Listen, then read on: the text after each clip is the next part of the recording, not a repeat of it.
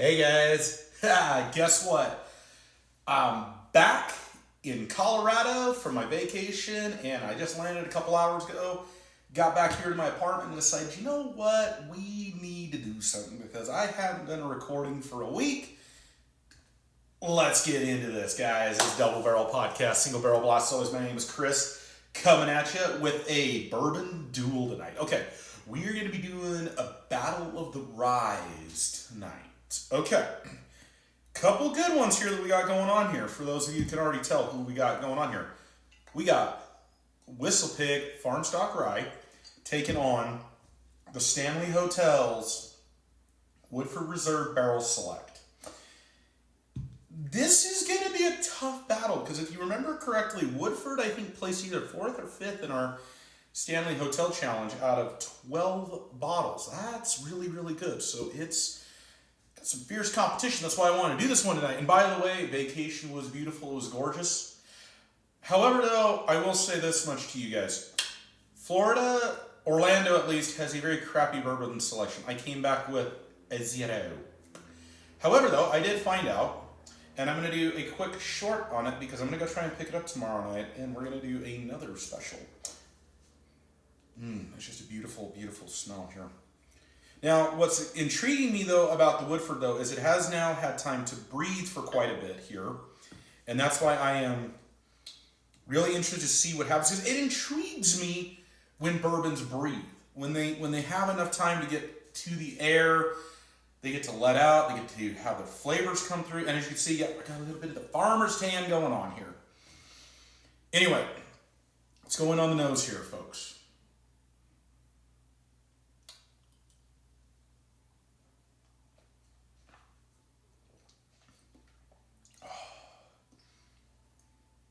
That candy, sugary rye.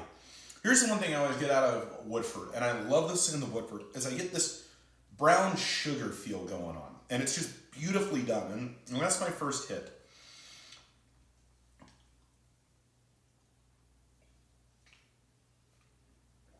Ooh, a little bit of cherry on that one.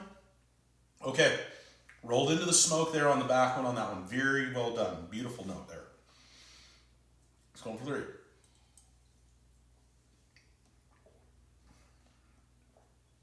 Just, love it. That brown sugar rye note, coupled with the beautiful cherry vanilla note, rolling off the back with that amazing smoke note. Now, here's where this one gets really intriguing to me.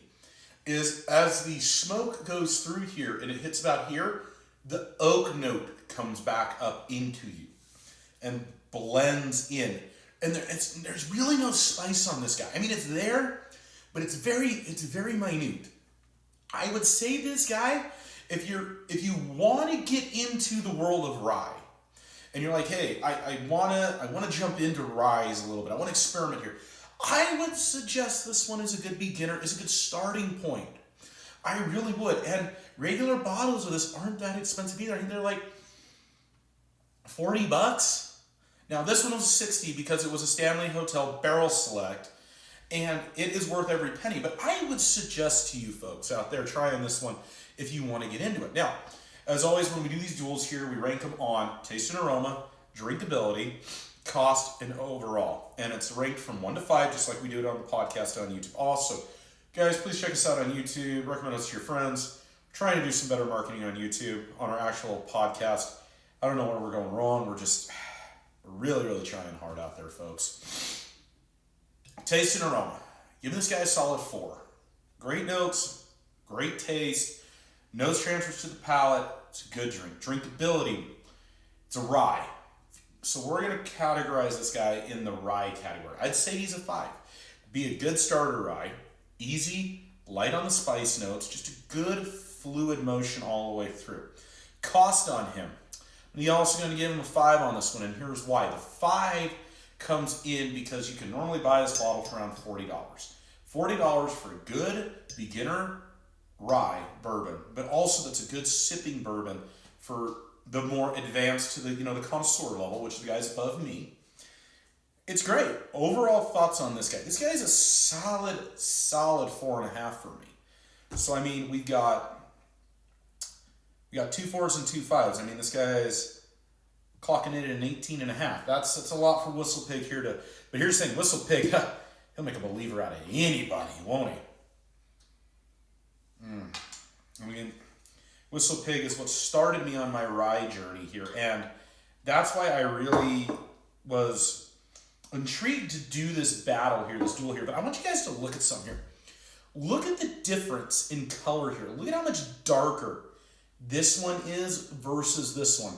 It's really amazing in the color, and that's really going to translate to the notes. Let's find out here. Ooh, that smells good.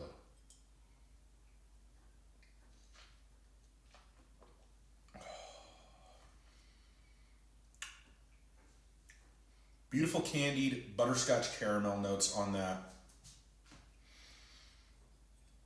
Amazing.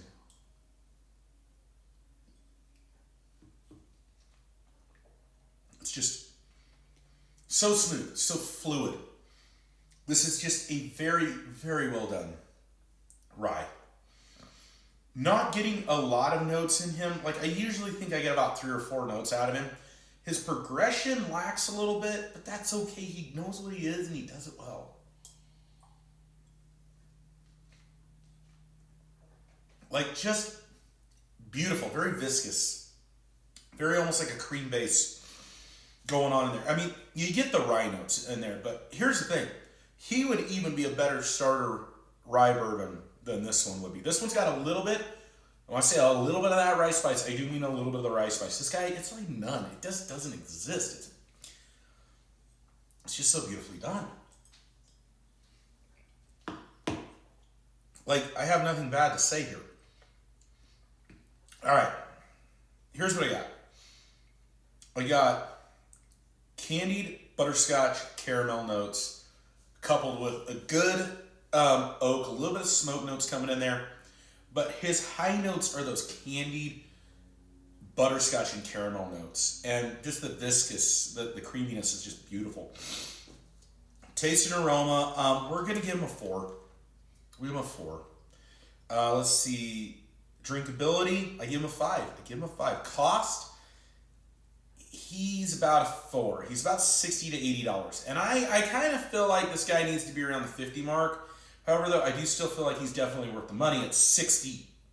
Any more than 60, I'd probably have a hard time paying it. You got to find him for around 60, 70.